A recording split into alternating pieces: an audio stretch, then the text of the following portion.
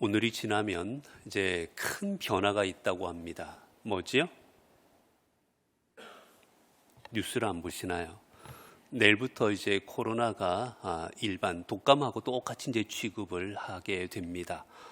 이제 뭐 코로나 걸렸다고 해서 더 뭐 하는 것도 없고 이제 똑같이 독감처럼 이제 그렇게 된다고 합니다. 우리가 이 코로나를 경험한 게 벌써 한 3년여가 되었습니다. 3년여 동안 코로나로 인해서 얼마나 힘들었고 어려운 일들이 많았는지, 특별히 교회 안에서 모임을 할 수도 없었고 예배를 제대로 드릴 수도 없었고 수많은 어려운 일들이 우리에게 있었습니다. 코로나 기간 동안 특별히 교회에서 많은 이슈가 있었는데 그중에 가장 큰 이슈가 뭐였냐면 바로 예배였습니다. 정부에서 모여서 함께 드리는 예배를 금함으로 몇 사람 이상 모이는 것 자체를 금하였으므로 교회에서 예배를 드릴 수가 없었고, 그로 인해서 많은 교회들이 온라인으로 예배를 드렸습니다. 여기에서 이제 많은 논쟁거리가 생겼습니다. 제가 코로나 때 모임에 가서 어떤 목사님을 만났는데, 이 목사님은 우리 한국교회 대표적인 보수적인 교단의 목사님이셨어요. 그 목사님 그러셨습니다. 본인은 생명을 걸고 예배를 지키겠노라고. 그 저희 보고 어떻게 예배하고 있냐 해서 저희는 온라인으로 하고 있습니다 라고 했더니 웃으시면서 열심히 해보라고, 거기도 구원받을 수 있을 거라고, 그렇게 무시하면서 어떻게 현장 예배를 드리지 않고 예배를 할 수 있느냐고 질책하시는 이야기를 들을 수가 있었어요. 어떤 예배가 참다운 예배일까? 거기에 대한 논쟁은 있을 수 있습니다. 있는데 온라인으로 드리는 예배가 맞냐 아닌 게 맞냐, 여러분 그거는 의미가 없는 것이고, 오늘 이제 우리가 온라인 예배 아니면 현장 예배 수많은 이 논쟁들을 통해서 우리가 정말 얻어야 되는 교훈은 현장이나 온라인이냐가 아닌 우리가 하나님 앞에 어떻게 드리는 예배가 참다운 예배인가. 여러분, 우리가 예배를 현장에서 못 드리면서 얼마나 안타까웠습니까? 여러분, 저도 여기 아무도 안 계신데 혼자 설교하고 영상 찍어서 하는데 참 어려웠었어요. 여러분도 집에서 그 현장에 참여하지 못하고 예배 드리면서 얼마나 힘들었습니까? 여러분, 이 예배는 하나님께서 우리에게 주신 큰 은혜의 선물입니다. 그렇게 이 은혜의 선물인 예배를 우리가 어떻게 하나님 앞에 온전히 드리느냐는 우리에게 참으로 중요한 일인 거예요. 여러분, 교회 본질에 대해서 우리가 여러 가지 이야기하는데 교회 본질을 이야기할 때마다 언제나 교회 본질로 첫 번째 이야기하는 게 바로 뭐냐? 예배입니다. 예배하는 공동체가 교회라는 거예요. 교회라고 해서 예배를 안 드린다? 절대 교회가 될 수 없습니다. 친교 안 해도 됩니다. 해야 되지만 안 한다고 교회가 안 되는 거 아니에요. 교육 안 한다고 교회 안 되는 거 아닙니다. 선교 안 한다고 교회 되지 않는 거 아니에요. 그러나 예배가 없는 곳은 절대 교회가 될 수가 없습니다. 그만큼 우리에게 있어서 예배는 중요한 거예요. 그렇다면 우리가 올 한 해 우리 표어가 무엇입니까? 복음의 사람, 예배자로 서게 하소서. 우리가 하나님 앞에 복음의 사람으로 온전히 서는 것, 우리가 이제 코로나 시대를 경험하면서 우리가 무엇을 회복해야 되느냐 고민 끝에 저희 교단과 수많은 교회들이 선택한 게 예배였어요. 예배로 서지 않고 신앙에 선다라는 것은 거짓말이기 때문입니다. 예배드리지 않고 은혜가 있고, 예배드리지 않고 내가 신앙생활하고 있다고 그러고, 예배드리지 않고 내가 믿음이 있다고 하는 것, 죄송하지만 불가능한 일입니다. 그만큼 예배는 교회에서 우리의 믿음에 있고 신앙에서 중요한 부분이에요. 그래서 여러분과 함께 우리가 당분간 수요 성역 공부를 통해서 예배에 대해서 우리가 한번 알아보려고 합니다. 정말 하나님께서 우리에게 주시는 이 귀한 예배를 어떻게 드리는 예배가 참 예배이고, 우리가 예배를 통해서 어떤 은혜를 받아야 되는지 함께 은혜를 나누어 보고자 합니다. 예배라는 게, 그럼 예배가 뭘까? 예배가 과연 무엇일까? 예배라는 말이 처음 등장하고 우리가 쓰는 것은 어디서 있냐? 성경입니다. 성경에 예배라는 말이 처음 나오기 시작하는 건 구약 성경부터예요. 구약 성경에서 예배에 관한 단어들이 나오기 시작합니다. 그 단어들은 몇 가지가 있어요. 아바드, 그다음에 샤하, 그다음에 카보드, 여러 가지 이 히브리어로 여러 가지가 있는데, 여러분 의미들이 뭐냐? 다 비슷합니다. 봉사하다, 헌신하다.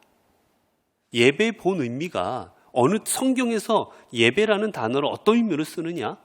봉사하다, 헌신하다라는 의미를 담은 말을 예배드린다라는 표현에 이 단어를 씁니다. 예배는 봉사하고 헌신한다라는 거예요.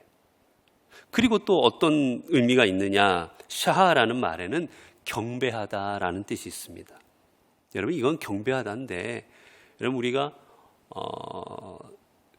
어디 경배하러 어디를 가면 가장 경배를 우리가 존경하는 마음으로 할 때, 아니면 어떤 어른이시라든지 아니면 어떤 옛날 사당이라든지 이런 데 가서 가장 경배하고자 하는 마음을 극도로 높여서 할 때 우리가 뭐를 합니까? 절을 합니다. 그래서 이 말은 뭐냐 여러분? 납작 엎드리다라는 뜻이에요. 납작 엎드리다. 그 상대방 앞에서 납작 엎드리는 겁니다. 그게 예배라는 겁니다. 여러분 여기서 우리는 중요한 것 하나를 보게 돼요. 나중에 우리가 뒤에서 제가 조금 더 얘기를 하겠지만, 여러분 납작 엎드리면 자, 누가 보입니까? 내가 지금 이건 주인 앞에 납작 엎드린다는 뜻인데, 자, 주인이 있고 종이 있습니다. 종이 주인 앞에서 납작 엎드렸습니다. 자, 그러면 사람들 눈엔 누가 보여요? 주인만 보이는 겁니다. 종은 안 보여. 왜? 납작 엎드려 땅에 붙어버렸거든요. 이게 예배의 단어입니다. 예배는 내가 납작 엎드리는 거예요. 이 헬라어에서도 같은 의미가 나옵니다. 여러분 그래서 예배 시간에는 내가 하나님 앞에 완전 죽어야 됩니다. 여러분 옛날에 제사를 지냈었어요. 이제 뒤에 우리가 예배에 대해서 보면서 제가 제사에 대해서 여러분에게 설명을 할 건데, 자, 제사를 지낼 때는 뭐를 하나님 앞에 바칩니까?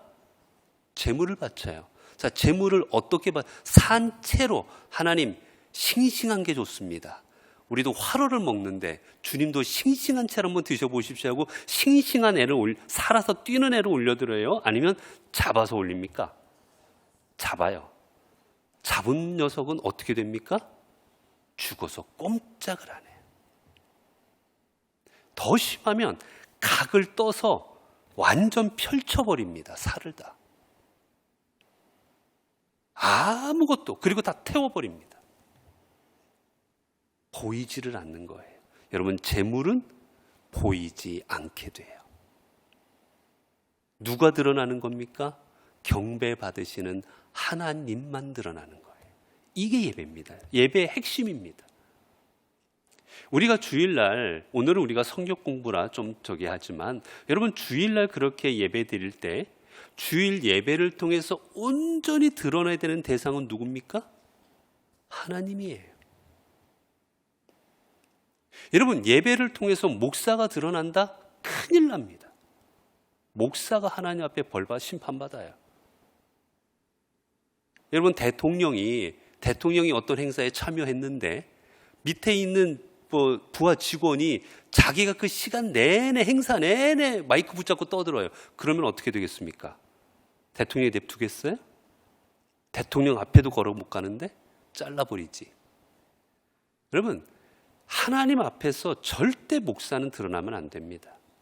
목사는 하나님의 말씀을 증언하는 사람일 뿐이에요. 목사는 있다가 사라지는 존재입니다. 하지만 하나님은 영원하신 분입니다. 그렇게 예배는 목사도 드러나면 안 돼요. 어느 누구도 예배 시간에는 절대 사람은 드러나면 안 됩니다. 오직 하나님 한 분만 드러나는 겁니다. 우리는 모두 하나님 앞에 제물이에요. 제물은 죽었습니다. 꼼짝도 못하는 거예요. 그래서 하나님 앞에 예배 시간에 꼼짝도 못, 저는 죽었습니다, 이 죽은 저를 주님이 살려주셨습니다라고 감사한 마음으로 납작 엎드리는 게 예배입니다.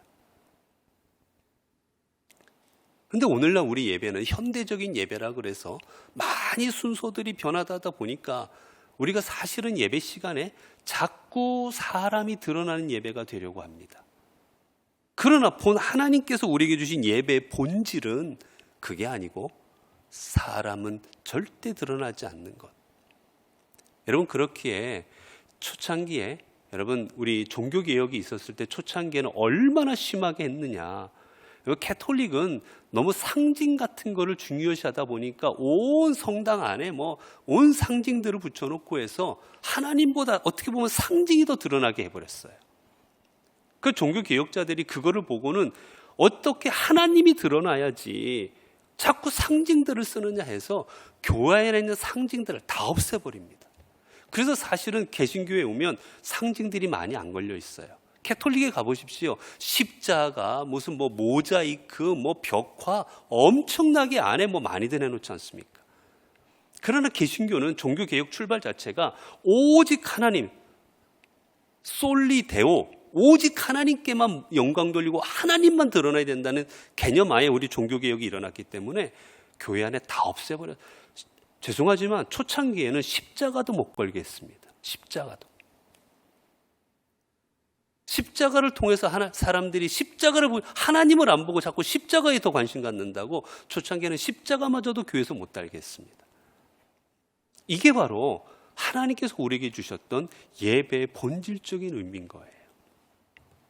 그 다음에 신약도 마찬가지입니다. 여러분, 신약에서도 예배라는 말을 어떻게 쓰는, 어떤 단어를 쓰느냐, 신약에서도 똑같습니다. 무릎을 꿇다, 그리고 섬기다, 그리고 엎드리다, 이런 단어들이 예배라는 말에 사용이 됩니다.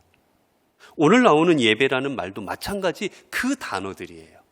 하나님 앞에 엎드리다, 무릎을 꿇다, 일하다, 봉사하다. 여러분, 우리가 영어로 현대적인 의미도 비슷합니다. 영어로 우리가 예배를 worship이라고 합니다. 이게 풀었으면 워가 worth라고 해서 같이 있다라는 뜻이에요. 같이. 그리고 뒤에 ship이라는 것은 신분을 나타낼 때 쓰는 말입니다. 즉 우리가 최상의 존경과 우리의 존귀를 받을 만한 가치 있는 분께 드리는 행위를 예배라고 하는 겁니다. 가장 가치 있는 분, 가장 존귀한 분께 우리가 드릴 수 있는 최상 행위를 올려드리는 것, 그게 예배인 겁니다. 여러분, 그래서 이 모든 걸 종합해 보면 여러분, 예배의 근본은 명확해집니다. 예배는 우리가 할 수 있는 최선을 다해서 하나님을 높여 드리는 겁니다. 여러분, 그게 예배입니다. 그래서 우리가 예배 시간에 예배 순서와 이 모든 것들은 여기에 맞춰져 있어요. 하나님을 여러분, 우리가 찬양을 왜 합니까? 하나님을 경배하기 위해서 찬양을 하는 거예요. 그렇기 때문에 찬양을 통해서 누가 드러나야 되느냐? 하나님이 드러나야 되는 겁니다. 조금 심하게 하면, 그래서 여러분, 제가 예전에 사역하던 그 교회에서는 목사님이 예배를 엄청 중요하게 하셨어요. 그래서 찬양을 할 때 가끔은 이 저희 교회 솔리스트들을 썼는데, 이분들이 다 내노라 하는 분들이었어요. 솔리스트들이. 그러다 보니까 이 찬양하면서 기가 막히게 음을 높입니다. 얼마나 멋있게 높이는지. 그러면 우리도 모르게 그분 정말 저렇게 찬양을 저렇게 하면서 우리도 솔리도 갑자기 박수치고 이랬어요. 끝나고 나면 얼마나 혼이 나는지 그 솔리스트는 불려가가지고. 여러분, 그게 꼭 잘했다 이런 것보다 그 정도로까지 찬양을 통해서 왜 하나님이 드러나야지 왜 당신이 드러났느냐고. 당신은 하나님께 영광을 돌려야 되지 영광을 받는 존재가 아니라고 명확하게 짚어주시는 걸 제가 옆에서 본 적이 있었어요.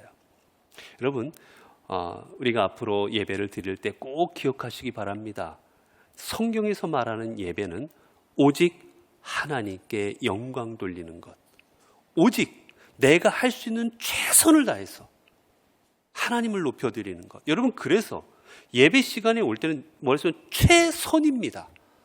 그래서 교회에 올 때는 여러분 비싼 옷을 입으라는 게 아니라 내가 교회 올 때 입을 수 있는 내가 입는 옷 중에 최고 좋은 걸 입는 겁니다. 비싼 옷이 아니라 입을 수 있는 좋은 것, 쉽게 말하면 깨끗한 것이라든지 그런 옷을 입는 겁니다. 신발도 마찬가지고요. 내가 하나님 앞에 제일 예쁘게 멋있게 하고 가는 거예요. 아니, 여자친구 만나러 가고 누구 만나러 갈 때는 뭐 파마도 하고 뭐 염색도 하고 뭐 할 거 다 하면서 가장 지고지 제일 높으신 하나님을 만나러 올 때는 대충 하고 온다라는 것, 여러분 그거는 예배의 본질이 뭔지를 모르시는 거죠. 그래서 여러분 예배에 참여할 때는 우리가 가장 하나님 앞에 올려드릴 수 있는 좋은 복장과 좋은 모습으로 하나님 앞에 나아가는 겁니다. 그래서 여러분 우리가 예배가 뭔가 예배를 하나님께 어떻게 드려야 되는가, 왜 하나님 우리를 싫어하시는, 우리 예배를 잘못된 예배를 싫어하시나 함께 보겠습니다. 이사야 1장입니다. 이사야 1장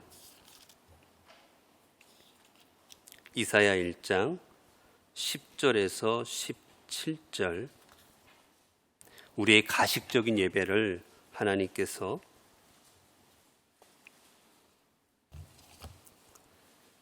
어떻게 싫어하시는지 이사야 1장 10절에서 17절까지의 말씀입니다. 여러분에게 읽어드릴게요.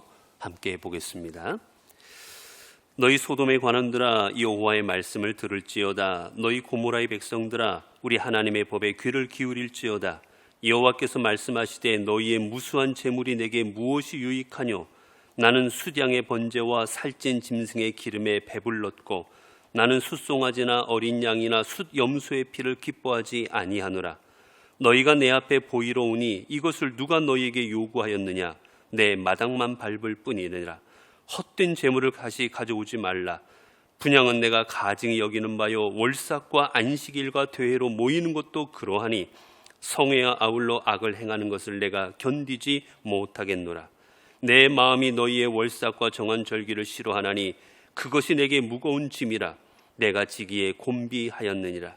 너희가 손을 펼 때 내가 내 눈을 너희에게서 가리고 너희가 많이 기도할지라도 내가 듣지 아니하리니 이는 너희의 손에 피가 가득함이라.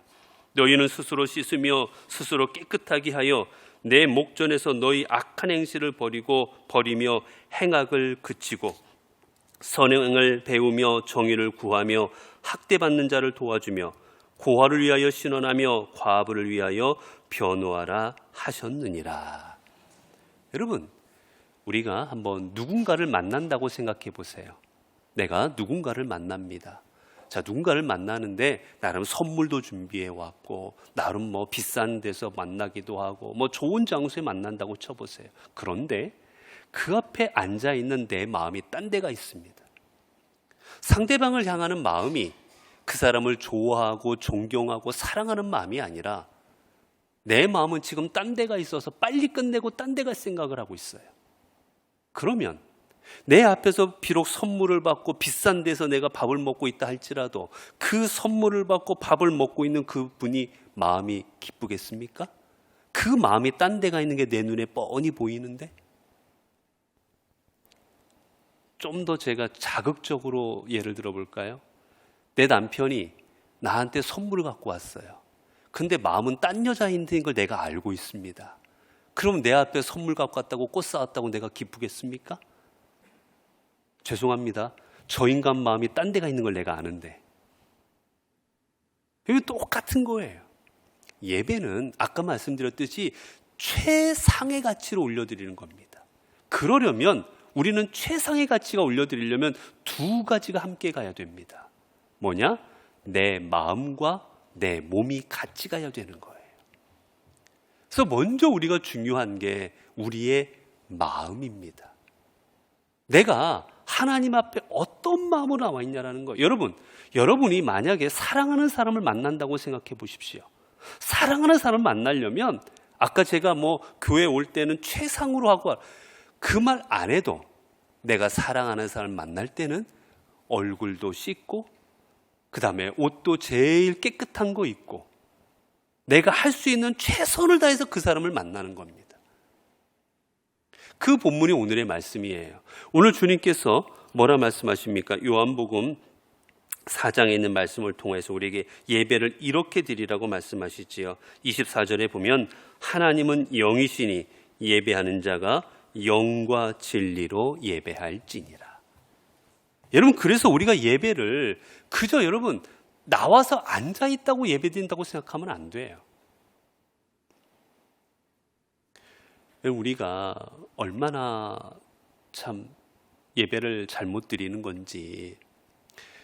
여러분, 사실은 우리나라의 지금 기독교 인구가 많이 떨어졌다고 해도 800만 정도가 됩니다.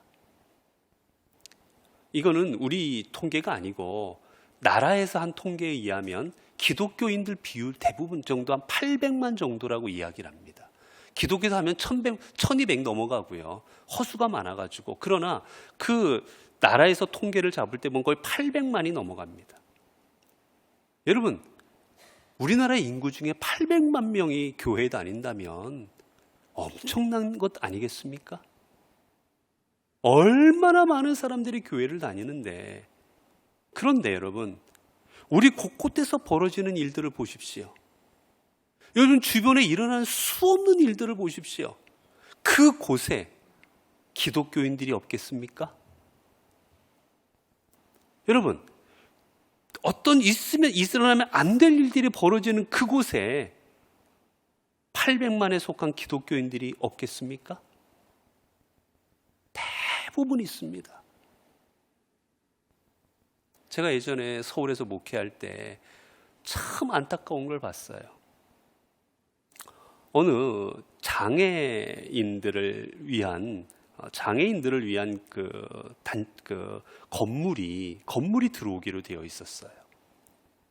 그러자 동네 주민들이 반대하기 시작합니다.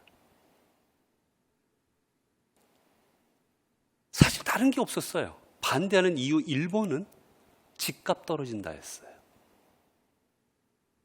피켓 들고 와가지고 매일같이 데모합니다. 아줌마들이 나와가지고.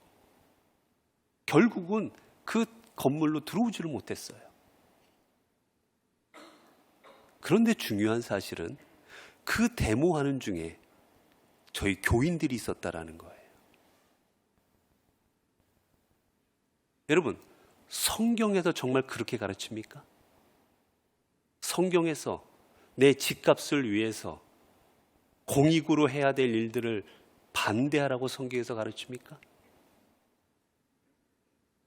우리가 그런 일들을 벌어지는 가장 근본적인 건 여러분, 우리가 예배를 통하여서 우리의 심령이 변화되지 못하고 예배를 통해서 하나님 앞에 온전히 서지 못하고 있기 때문이에요. 제가 아는 그분 주일날마다 와서 예배 드리십니다. 그것도 앞자리 쪽에 앉아가지고. 그런데 그 앞장서고 계시더라고요. 그건 여러분, 예배를 아무리 많이 드렸어도 소용없는 거예요. 예배를 수백 번, 수천 번 드렸어도 그 심령이 그대로 있는 거기 아무 의미가 없는 겁니다. 그래서 오늘 주님은 말씀하십니다. 우리가 예배 드릴 때 뭘로 드려야 된다고요? 영과 진리로 드려라. 이 영이라는 말은 두 가지가 담겨져 있습니다. 하나는 성령. 예배 드릴 때 성령 안에서 드려야 됩니다.